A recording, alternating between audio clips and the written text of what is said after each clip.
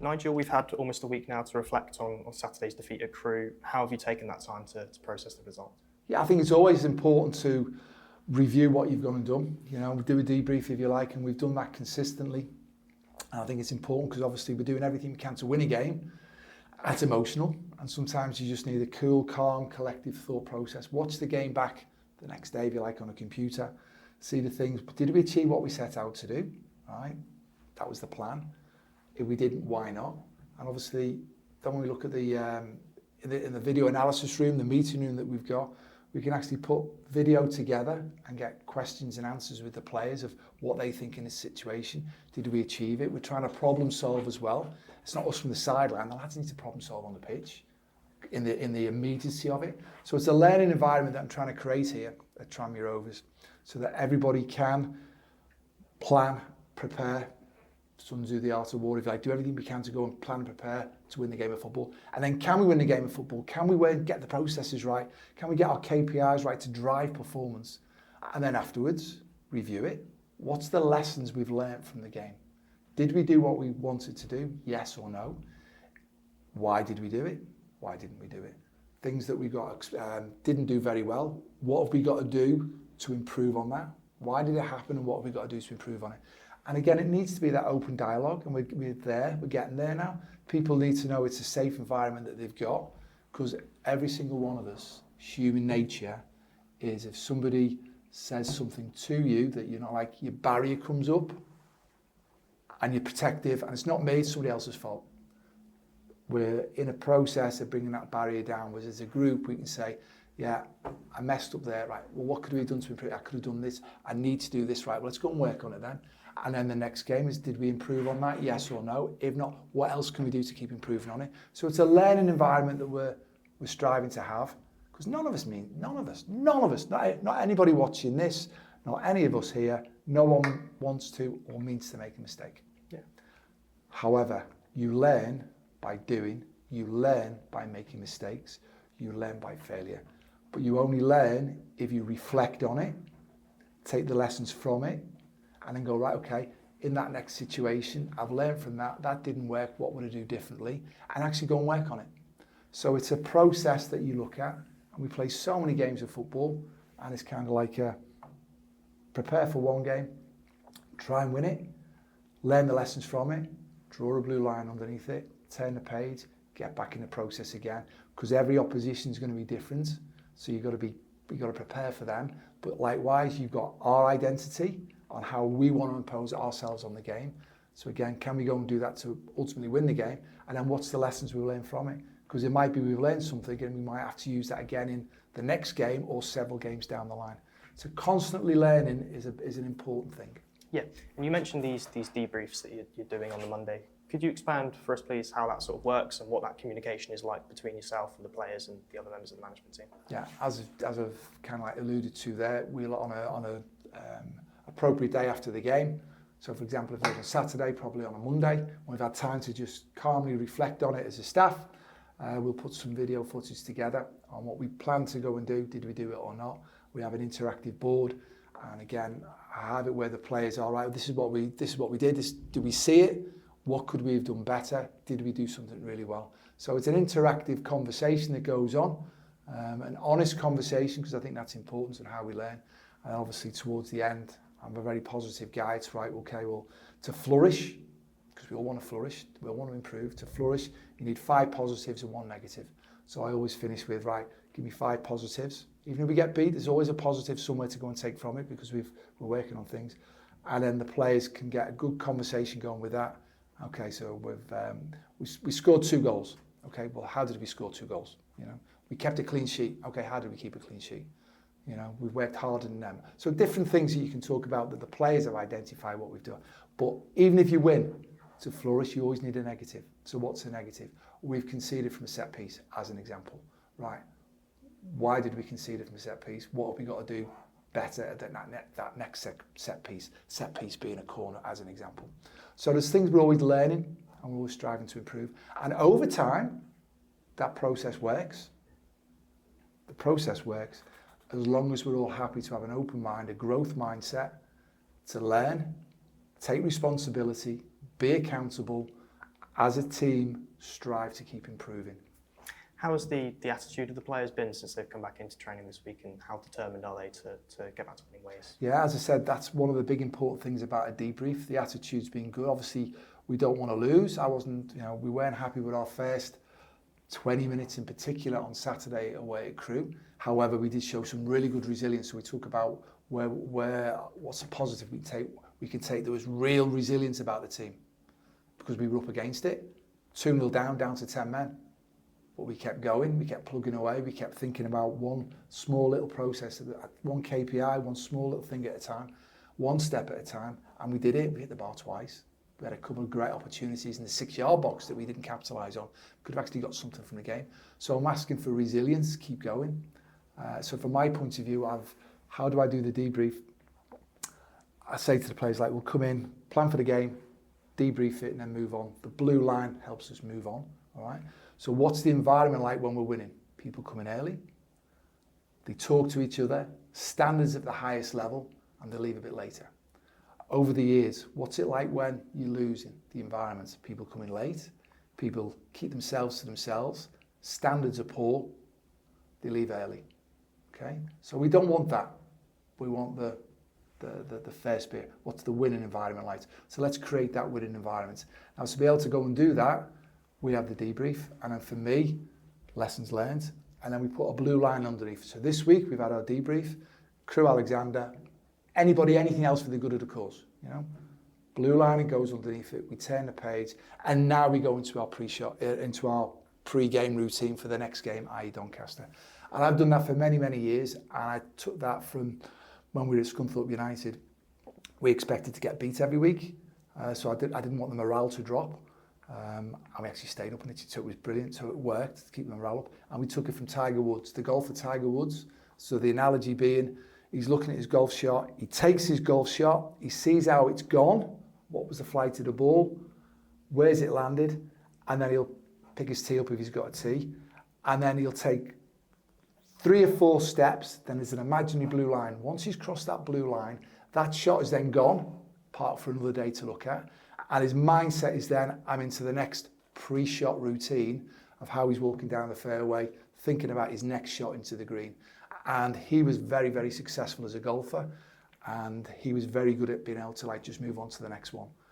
Again, I think there's a lot of research done on the time he made the decision to hit his next golf shot, to the time he then put his hand on the club to actually put it down and hit the ball, was very, very minuscule on the time. So his commitment to that was really, really good. But he was able to do that because he wasn't thinking about his previous shot. He's just focused on the next shot. Like us, focused on the next game, what our preparation is to get ready for that. So there's an analogy. So how we responded, we've got a strategy to learn the lessons from the previous game, draw a line underneath it, move on, and then what's the atmosphere got to be like? We work hard. We work really, really hard. I'm going to use a different word there, but we work really hard. We learn the lessons and we keep driving on to improve all the time. And you need banter.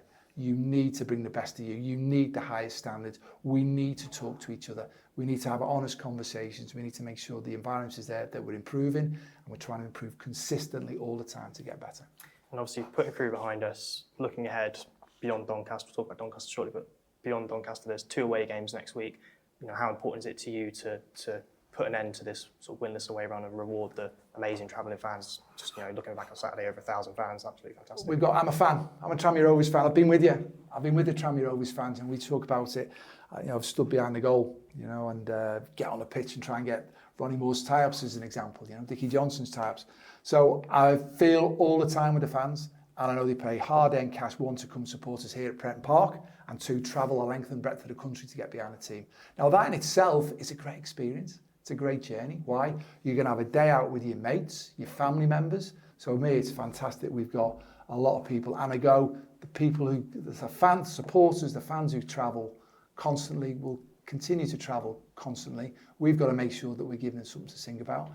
And yes, results have not gone the way we've wanted. However, the next game is the next opportunity, because at some point that has to turn. And if we keep doing the right things consistently, on a day-to-day basis, that will turn. When? Who knows? But it will. So there's belief that that will turn if we keep the passion and the perseverance to keep going. There's the resilience that we all need. And trust me, being a Tranmere Rovers fan, I'm so appreciative, and I'm with you. And if the result isn't going our way, I'm with you. Even more so now because I have a responsibility in the position I am. And you feel it more than ever, you know? Being a fan, being a player, and now in the role that I've got, I feel it. Feel it more because we have a responsibility, and I just want us to do well. In terms of fans making those memories at games, like you say, and as a fan yourself, you'll have some very fond memories of Friday night football at Prenton Park over the years. What are some of your favourite memories of Friday night football as we honestly, loads, especially when I was younger. My mum didn't really want me to go down on a Friday night because I was young, but you'd, oh, come on, let me go. So you go and you stand behind the goal in the cowsheds and you're watching the game under the lights of Prenton Park. It's special, right? It's like a European night for Liverpool, if you like. If you want to into that, it was always special. The crowd was probably a bit bigger as well because we'd have either Liverpool or Everton supporters who'd come along to watch a game of football. We're going to match, you know, we'll watch a game of football. And it was great. And obviously, as youngsters then, you can't do it now, which is important, but as youngsters then, you'd be able to run on a pitch and try and get your heroes tie-ups. Dickie Johnson as a goalkeeper, Ronnie Moore, the legend, the big man, you know, 𝗬𝗢𝗨𝗥𝗧, 𝗬𝗢𝗨𝗥𝗧, Dave Philpott, Stevie Coppell, you know, to name a few. And obviously then trying, back in the day it wasn't great, so back in the day you'd try and scarp it up 𝗦𝗧𝗔𝗬𝗢 Lane and try and get home in one piece. But that was football then. Obviously it's a lot better now, I'd like to think. But yeah, special, go and watch it. Again, I was there. Who was there when Charlie Lindsay, there's a mural outside the ground, when Charlie Lindsay in September, think about the date, September 79, I was there behind the goal, just a little bit further along to where he's gone on. And obviously, I wasn't happy with the scoreline. We're getting beat 5-0 and Bournemouth are taking the mickey a little bit. So probably time wasting as well to get the game finished. And Charlie's obviously a very elderly gentleman, obviously wanting done something you're not allowed to go and do. But that was a memory. I was there, can remember it. And obviously the crowd were singing as well. So who can remember who was the legendary manager of Tranmere Rovers on that game, that 5-0 defeat? And obviously for the bonus points, who was the manager of Bournemouth on that day? Oh, there's a couple of questions for the fans to drop answers in the comment section. Yeah. I'm sure they will, they always do. How important is our home form in terms of lifting us up the table? You know, with 3 unbeaten in the league at home, which is, you know, a record that can't be sort of forgotten. Yeah, it's the next game, and obviously the familiarity of being at home. Friday nights under the lights, the atmosphere will be great. The home support is massive. The travelling fans are massive. You know, a lot of games traditionally are always won at home.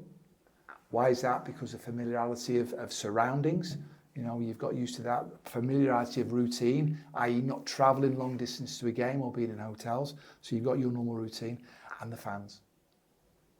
The importance of the fans cannot be underestimated. And again, Super White Army have played a big role since I've been here, and that will continue, I'm sure, because we all want to be climbing the table. It's one game at a time, and the fan base, you know, we want to have it a great atmosphere here. We've got to get behind it. So, you know, when the challenge is on, which it is now, that's when we've all got to support each other. Easy to blame. Got to support each other. We've got to drag each other through. We've got to help each other get through. Because it was quite interesting when we talked about COVID, when we look at that. Traditionally, home teams win the games. But during COVID, more away teams won. The only factor for that can be that there was no home fans. It's the only factor. So it plays a big part, and obviously we've got to make sure that we're winning as many games as we can at home. And I'm looking forward to the next game because it's the next opportunity. In terms of the team, we will of course be without Luke McGee and Tom Davis after their suspensions. How's Jordan Turnbull recovered from his dead leg, and also where are sort of Luke Norris and Jake Leake in their individual recoveries? Yeah, Joe Murphy will come and goal, no issues there. Very pleased with Joe. So I think we're very fortunate to have the capability of Joe Murphy to come and goal. So that'll replace Luke McGee. Jordan Turnbull's fit, he's trained this week, so there's no issues in that point of view. And I'm really pleased to say that Leake and Norris have been running around again this week. They're actually going to join in with the fit and non-selected group tomorrow afternoon. And obviously now we're starting to step them up because they're recovering nicely from what have obviously been long-term injuries. And well, then we're talking about the opposition, Doncaster Rovers. You'll of course be very familiar with the manager, 𝗦𝗢𝗨𝗥𝗧, played under you at 𝗬𝗢𝗨𝗥𝗧 United, got promoted to the Championship. What are you expecting from his team on on Friday night, but tomorrow night as we record this. Yeah. I mean, listen, 𝗦𝗪𝗏𝗧 obviously played for me at Scunthorpe United. So 𝗦𝗪𝗏𝗧's assistant, 𝗬𝗢𝗪𝗏𝗧, very instrumental. And when we look at Joe Murphy, who's going to play, the three of them have played for me at Scunthorpe United. One when we won League One, and obviously two when we've managed to get promoted back to the Championship and stay up in the Championship. You know, unbelievable achievement when we look at that. Three real good characters, people are keeping in touch with and know well. And when we talk about 𝗦𝗪𝗏𝗏𝗧, a very intelligent young coach who's done really well and still got a real bright future in the game. So I know from our point of view it's going to be a big challenge because he's, as I say, he's intelligent. They've got a fluidity of movement. You know, again, they're looking for the spaces that we keep talking about. It could be when you talk about formations, they might be going from a 4 at the back to a 3 at the back, a 3 at the back to the 4 at the back. Different people go in different positions. Always going to be a threat at set pieces. You know, very intelligent in what they do. So it's going to be a big challenge, but one that I'm really looking forward to.